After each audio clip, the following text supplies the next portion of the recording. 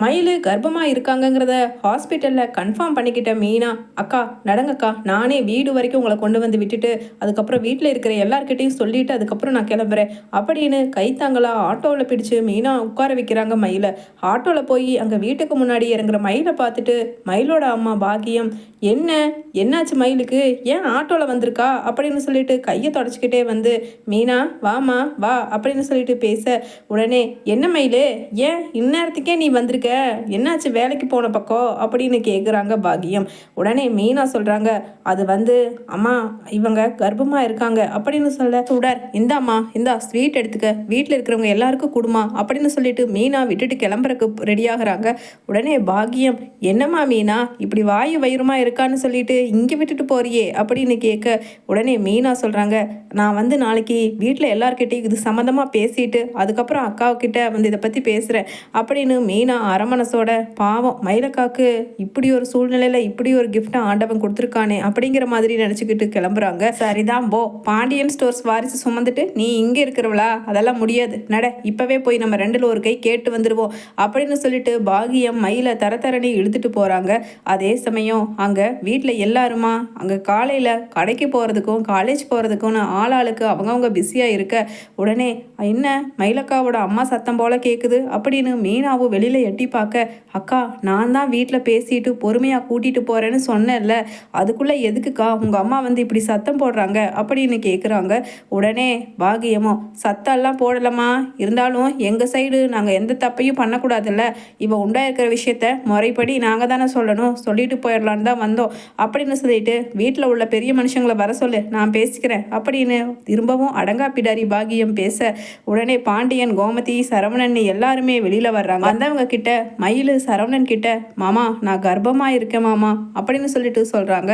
உடனே, "மாமா நீங்க நம்ப மாட்டீங்கன்னு தெரியும் மாமா, அதனால தான் நான் ஆதாரத்தோட வந்திருக்கேன் மாமா, பாருங்க." அப்படின்னு சொல்லிட்டு அங்க நேத்து மீனா கூட்டிட்டு போய் ஹாஸ்பிட்டல்ல செக் பண்ண அந்த ரிப்போர்ட்டை காமிக்கிறாங்க. உடனே சரவணனோ, "என்னடி என்ன இதை காமிச்சு என்ன மறுபடியும் ஏமாத்தலான்னு முடிவு பண்ணிட்டியா?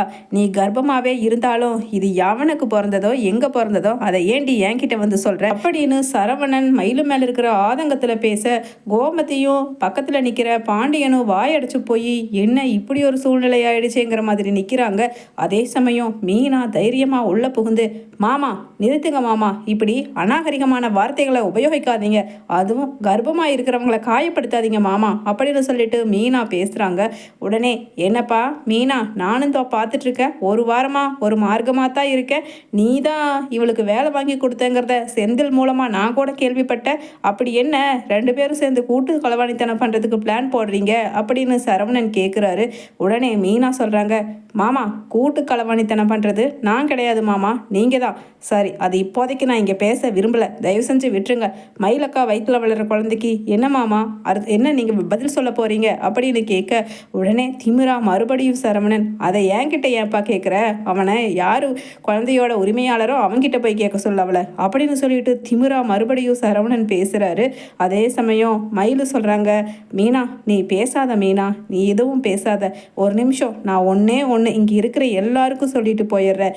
என் புள்ள இந்த வயிற்றில் வளர்கிற சிங்க குட்டி கூடிய சீக்கிரமே பிறந்து இந்த மண்ணில் வளர்ந்து ஒவ்வொரு அடியாக வளரும் பொழுது அப்போ யாரோட தயவும் எனக்கு தேவையில்லை, சுயமாக நான் சம்பாதிப்பேன், என் குழந்தைய வளர்த்துவேன். ஆனால் ஒன்று, ஒரு நாள் இல்லாட்டி ஒரு நாள் எவன் பெத்த குழந்தையோ இதுன்னு சொல்லி சொன்னேன் உங்கள் வாயால் என் புள்ள தங்க குட்டியை பார்த்து நீங்கள் என்னோட மகனேன்னு சொல்லி வாரி அணைச்சி கண்ணீர் விட்டு அழுகத்தான் போகிறீங்க. அப்படி ஒரு நாள் கண்டிப்பாக வரத்தான் போகுது, குறித்து வச்சுக்கோங்க இன்னைக்கு நாளை. நான் வரட்டா மீனா?" அப்படின்னு சொல்ல, உடனே கோமதியும் பாண்டியனும் அங்கே சரவணனை கண்டிக்கிறாங்க. "ஏண்டா சரவணா, என்ன இருந்தாலும் நீ இப்படியெல்லாம் பேசுவியாடா?" அப்படின்னு சொல்லிட்டு பாண்டியன் கேட்க, உடனே கோமதியோ, "டேய் சரவணா, அவள் உண்டாயிருக்காங்கிறத நம்ம டாக்டர் கிட்ட கூட்டிகிட்டு போய் மீனா தானே செக் பண்ணி கூட்டிகிட்டு வந்திருக்கா, அதுக்கப்புறம் என்ன பண்ணுறது, உன் குழந்தைய இந்த குடும்பத்தோட வாரிசு சுமக்கிறவளை இப்படி காயப்படுத்துறது ரொம்ப தப்புப்பா." அப்படின்னு சொல்ல, உடனே சரவணன் சொல்கிறாரு, "அம்மா நீங்கள் வேணும்னா எல்லாரும் முடிவை மாற்றிக்கலாம், ஆனால் திரும்பவும் என் வாழ்க்கையில் அவளுக்கு இடம் கிடையவே கிடையாது. அதனால் அவளை பற்றி பேசுகிறத விட்டுட்டு வேறு ஏதாவது பேசுகிறது இருந்தால் பேசுங்க, இல்லைனா எனக்கு கடைக்கு நேரம் ஆச்சு, நான் கிளம்புறேன்." அப்படின்னு சரவணன் சொல்கிறாரு. அதே சமயம் மீனா மயிலுக்கு பின்னாடியே ஓடி போய், "அக்கா எங்கக்கா இவ்வளவு வேகமாக நடக்கிறீங்க, இந்த மாதிரி சமயத்தில் உங்களுக்கு ரெஸ்ட் தேவைப்படுக்கா?" அப்படின்னு சொல்ல, உடனே மயில், மீனா நான் அழமாட்டேன் மீனா, ஏன்னா அழுகிறதுக்கு முற்றுப்புள்ளி வச்சு ரொம்ப நாள் ஆச்சு. அதுவும் நான் செஞ்ச தப்பை உணர்ந்து திருந்தி நான் இவ்வளவு சந்தோஷமாக என் குழந்தை கூட வாழும் பொழுது வயிற்றில் அவன் இருந்தாலும் நானும் அவனும் சந்தோஷமாக தானே வாழ்ந்துட்டுருக்கோம். அப்படி இருக்கும்போது நான் எதுக்காக அழணும்? நான் வேலைக்கு கிளம்புறேன் மீனா அப்படின்னு சொல்லிட்டு அங்கிருந்து நேராக வேலைக்கு போகிற வீட்டுக்கு போயிடுறாங்க. அதே சமயம் மயில் ஆஃபீஸ்க்கு மீனாவும் கிளம்பி போயிட ராஜிக்கு ஃபோன் பண்ணுறாங்க. ராஜி, எனக்கு சரவணன் மாமா நடந்துக்கிறது வர வர சுத்தமாகவே பிடிக்க மாட்டேங்குது. மயிலக்கா கர்ப்பமாக இருக்காங்கன்னு தெரிஞ்சதுக்கப்புறம் அவர் ஒரு வார்த்தை கேட்டார் பாரு, என் மனசுலையே ஈட்டி இதை மாதிரி இன்னும் அது திரும்ப திரும்ப கேட்டுக்கிட்டே இருக்கு. மயிலக்கா எப்படி தான் தாங்கி இருப்பாங்க ஏராஜி அப்படின்னு சொல்ல உடனே அங்கே பாகியமும், பாரு நீயே பாண்டியன் குடும்ப வாரிசை சுமந்துட்டு வந்து என் வீட்டில் உட்காந்துட்டு எனக்கு பாரமாக இருக்க, பேசாமல் அந்த குழந்தைய கலைச்சிரு அப்படின்னு சொல்லிட்டு பாகியம் சொல்ல உடனே மயில் சொல்கிறாங்க, அம்மா உனக்கு நான் இங்கே இருக்க வேண்டான்னு சொல்கிற உரிமைதாம்மா இருக்குது. அதே சமயம் என் வயிற்றில் வளர்கிற என் குழந்தைய கலைக்க சொல்கிறதுக்கு எந்த உரிமையும் கிடையாதுமா. காலையில் அவங்களுக்கு அங்கே சொன்ன பதில் தான் என் குழந்தை ஒரு நாள் வளர்ந்து ஆளாகி நீங்கள் எல்லாருமே மூக்கு மேலே விரல் வைக்கிற அளவுக்கு என்ன தாங்கி பிடிப்பான். அதை பார்த்து நீங்கள் எல்லாருமே ஒரு நாள் ஆனந்த கண்ணீர் விடத்தான் போகிறீங்க. சரி, உனக்கு இந்த வீட்டில் நான் இருக்கக்கூடாது அவ்வளவுதானே, நான் ஹாஸ்டலுக்கு போயிட்டு நான் என்னோட வேலையை பார்த்துட்டு எப்படியாவது இருந்துக்கிறேன் அப்படின்னு பேகை தூக்குறாங்க மயில். உடனே சுடர் ஓடி வந்து, அக்கா எங்கக்கா இப்படி, ஐயோ இந்த மாதிரி சூழ்நிலையில் நீ தனியாக எங்கக்கா போய் என்னக்கா கஷ்டப்படுவேன், வேண்டாக்கா அப்படின்னு சொல்ல உடனே பாகியமும், போனா போறா விடுடி, அவங்களும் ஏற்றுக்க மாட்டாங்களா, பேசாமல் குழந்தைய கழிச்சிட்டு வேற கல்யாணம் பண்ணிக்கலாம்னு சொன்னால் அதையும் கேட்க மாட்டாளா, அப்போ நான் என்ன இழிச்சவாச்சியா, எவனோ பெத்த பிள்ளைக்கு சோறாக்கி போட்டு வளர்த்துக்கிட்டு இருக்கறக்கு அப்படின்னு சொல்லிட்டு அங்கே பாகியம் சுருக்குன்னு பேசுகிறாங்க. உடனே சுடர் சொல்கிறாங்க, ச்சே நீ எல்லாம் ஒரு பெத்த அம்மாவா, என்னம்மா ச்சே அப்படின்னு சொல்லிட்டு, அக்கா ஒரு நிமிஷம் இருக்கா, நானும் என்னோட பொட்டி படிக்கையெல்லாம் எடுத்துகிட்டு வரேன், உன் கூட ஹாஸ்டலில் உனக்கு சப்போர்ட்டாக இருக்கக்கா அப்படின்னு சொல்லிட்டு சுடரும் கிளம்ப மயில், இல்லை மயில் இல்லைம்மா சுடரு, உனக்கு இன்னும் எதிர்காலம் எங்கேயோ இருக்குது, நீ நல்ல வாழ்க்கை அமைஞ்சு நீ நல்லா வாழணும், நான் தான் என்னோட ராசி இப்படி, அதனால் நான் வாழ்ந்துக்கிறேன், நீ பேசாமல் இங்கேயே இருக்கிறது தான் உனக்கு நல்லது அப்படின்னு சொல்ல, இல்லைக்கா இல்லை, உனக்கு டெலிவரி ஆகி உன் குழந்தைய கொஞ்சமாவது நான் வளர்த்து விட்டதுக்கு அப்புறம் தான் எனக்கு கல்யாணம் பண்ணிக்குவேன், நடக்கா போகலாம் ஹாஸ்பிட்டலுக்கு அப்படின்னு சொல்லிட்டு சுடரும் மயிலும் ஹாஸ்டலுக்கு போகிறாங்க.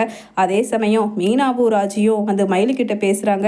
மீனா சொல்கிறாங்க, அக்கா நீங்கள் எதுக்கும் வருத்தப்படாதீங்கக்கா, உங்களுக்கு 6 மாதம் வரைக்கும் நீங்கள் வேலை செஞ்சீங்கன்னா போதும், அதுக்கப்புறம் 1 வருஷம் 9 மாதத்துக்கு கிட்டத்தட்ட அவங்க உங்களுக்கு சம்பளத்தோட லீவு தரேன்னு சொல்லியிருக்காங்கக்கா. அவங்க எல்லாம் ரொம்ப நல்ல மனசுக்காரங்க, அதனால் நீங்கள் கவலைப்பட்டுக்காதீங்க, உங்களுக்கு வேலையும் உறுதியாக இருக்கும். சுடர், நான், ராஜி, நீ 3 பேருமே சேர்ந்து மயிலக்காவுக்கு ஆறுதலாக இந்த குழந்தைய பெற்று வளர்த்துறதுக்கு உறுதுணையாக இருப்போம் அப்படின்னு சொல்ல உடனே சுடரும், அக்கா ஆமாக்கா ஆமாம், என் பெண்கள்னா என்ன சும்மாவா, நாம் எங்கள் அக்காவுக்கு நிச்சயமாக நான் சப்போர்ட்டாக இருப்பேன்க்கா அப்படின்னு சொல்ல எல்லாருமா சேர்ந்து சந்தோஷமாக மயிலை சந்தோஷப்படுத்துகிறாங்க. அதே சமயம் வெளியில் வந்து மீனாவும் ராஜியும் பேசிக்கிறாங்க. அக்கா எவ்வளவு சீக்கிரமாக சரவணன் மாமா மனசை மாற்ற முடியுமோ மாற்றி திரும்பவும் மயிலக்காவை நம்ம வீட்டுக்கு கூட்டிகிட்டு வந்துடணும்க்கா, என்னதான் இருந்தாலும் சரவணன் மாமா மேலே அவங்களுக்கு நினைப்பு இருக்கும் தானே, கர்ப்பமாக இருக்கிறவங்க எதுக்குமே கவலைப்படக்கூடாதுன்னு சொல்லுவாங்கல்ல அப்படின்னு சொல்லிட்டு ராஜி சொல்கிறாங்க.